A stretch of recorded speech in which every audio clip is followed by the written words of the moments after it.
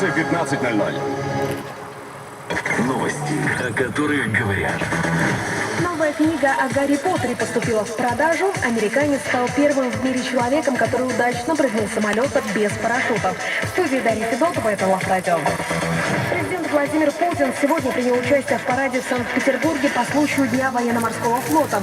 Как пишет российская газета, особенностью парада в этом году стало участие кораблей и подводов нового поколения, поступивших в состав ВМФ в результате реализации госпрограммы военного кораблестроения. Также сегодня для туристов открылся легендарный крейсер «Аврора», который почти 2 года был на реставрации. В Лондоне вчера прошла премьера спектакля «Гарри Поттер и проклятое дитя». Об этом пишет Лента.ру.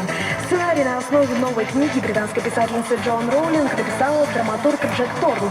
Действие разворачивается спустя 19 лет после событий, описанных в 7-й книге «Гарри Поттер и дары смерти». Сегодня книга «Гарри Поттер и проклятое дитя» появилась на западных прилавках.